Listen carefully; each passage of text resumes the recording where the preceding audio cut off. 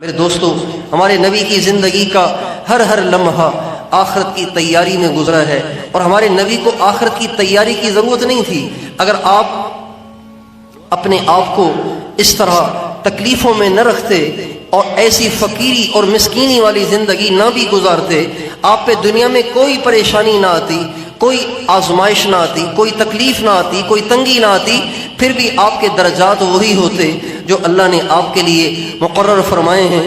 آپ کے درجات میں کوئی کمی نہیں آنی تھی، لیکن آپ نے اپنی امت کو تعلیم دینے کے لیے، اپنی امت کو سکھانے کے لیے ساری زندگی ایسی گزاری ہے جیسی آج کل کا غریب بھی نہیں گزار سکتا۔ ساری زندگی تنگیوں میں، ساری زندگی فقر و فاقے میں، ساری زندگی بھوک میں، ساری زندگی سیدھی سادھی پھٹے پرانے کپڑے۔ امام الانبیاء ہیں، نبیوں کے امام ہیں، نبیوں کے سردار ہیں، جنت کی چابی آپ کے ہاتھ میں ہے، آپ کے اشارے سے جنت کا دروازہ کھولا جائے گا، لیکن آپ زندگی ایسی گزار رہے ہیں کہ آپ کے گھر میں کئی دن کھانے کو کچھ نہیں ہوتا تھا۔ ایک دفعہ حضرت ام سلیم رضی اللہ تعالی عنہا آپ کی خدمت میں حاضر ہوئیں اور کہنے لگیں، یا رسول اللہ، میرے گھر میں فاقہ ہے، میرے گھر میں بھوک ہے، آپ کوئی دعا فرمائیں تاکہ میرے گھر میں اللہ تعالیٰ کوئی روٹی کا انتظام کر دے، کوئی میرے لیے آسانیاں پیدا فرما دے۔ آپ نے فرمایا، یا ام سلیم اصبری فواللہ ما فی آل محمد شیء منذ 70۔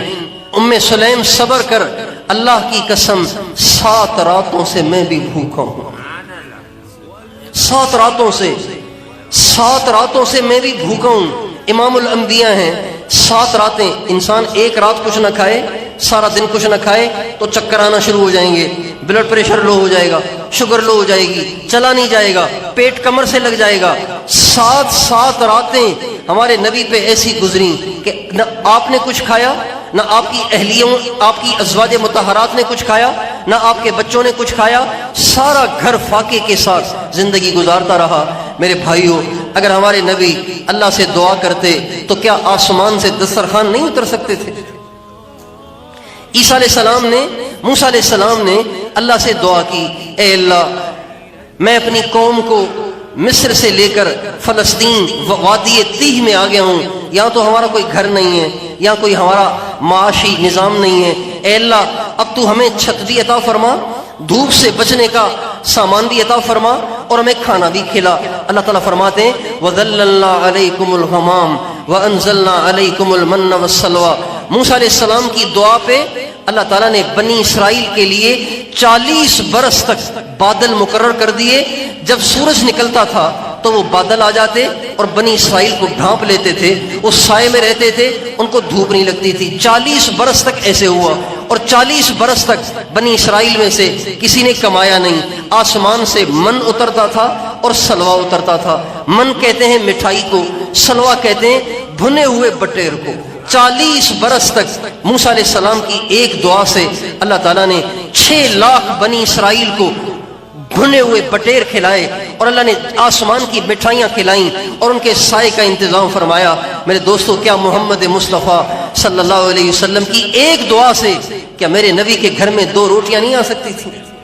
کیا حضرت فاطمہ کے لیے 2 روٹیاں نہیں اتر سکتی تھیں؟ کیا امام حسن اور حسین کے لیے 2 روٹیاں نہیں اتر سکتی تھیں؟ لیکن تاریخ گواہ ہے، سیرت گواہ ہے کہ نبی بھی بھوک سے زندگی گزار رہے ہیں۔ آپ کی سب سے پیاری بیٹی حضرت فاطمہ، امام حسن حسین، آپ کی ازواج مطہرات ایسی تنگی کی زندگی گزار رہے ہیں کہ آج کل کا فقیر بھی ایسی زندگی نہیں گزارتا۔ اور یہ سب کچھ ہمارے نبی نے اپنا حال ایسا اس لیے بنایا تھا تاکہ امت کے لیے ایک سبق رہے، امت کے لیے ایک تنبیہ رہے کہ دنیا سے دل نہ لگانا، دنیا میں مسافر بن کے رہنا، آخرت کی تیاری کرنا۔ اس لیے میرے دوستو، مجھے اور آپ کو بھی ہر وقت آخرت کی تیاری کرنی ہے، اللہ کو راضی کرنا ہے۔ ابھی ہمارے محلے میں ایک نوجوان کا انتقال ہوا ہے، 20 سال کا نوجوان ہے، تقریباً 20 سال کا۔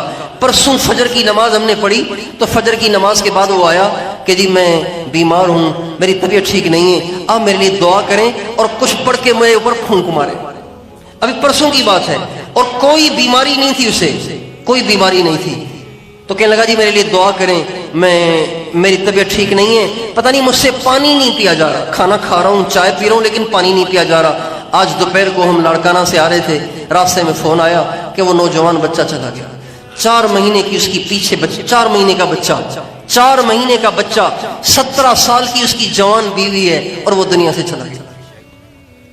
کوہرام مچا ہوا ہے، عورتیں اس کی لاش کو دیکھ دیکھ کر دھڑا دھڑ بے ہوش ہو کر گر رہی ہیں، لیکن کسی کا رونا، کسی کا بے ہوش ہونا، کسی کا اس کے لیے تڑپنا، 4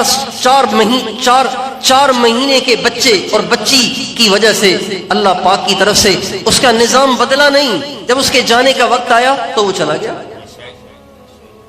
جب 20 سال کا جوان جا سکتا ہے تو 20 سال سے اوپر والے کیوں موت سے غافل ہیں؟ جب 20 سال کا جوان اچانک چلا گیا تو 20 سال سے اوپر والے کیوں مطمئن ہیں؟ کیوں موت کو بھولے ہوئے ہیں؟ کیوں موت کو بھولے ہوئے ہیں؟ کیوں ہماری محفلوں میں موت کے تذکرے نہیں ہیں؟ ہمارے گھروں میں موت کے تذکرے نہیں ہیں؟ ہماری مائیں بہنیں اپنے بچوں کو موت کے تذکرے نہیں سناتی، ان کو موت سے ڈراتی نہیں ہیں، ان کو موت کی تیاری پہ آمادہ نہیں کرتی، بس سب کے سامنے ہے کہ یہی دنیا اصل ہے، گھومو پھرو، کھاؤ پیو، ناچو گاؤ، مزے کرو، عیاشیاں کرو، بس یہی زندگی ہے۔ میرے بھائیو، یہ ہمارے گھروں کا ماحول بنا ہوا ہے، اس لیے ہم اور آپ اس کی نیت کریں کہ موت کی تیاری کرنی ہے، موت کا اپنے گھروں میں ماحول بنانا ہے، اتنا موت کا تذکرہ کریں کہ دنیا سے دل کھٹا ہو جائے۔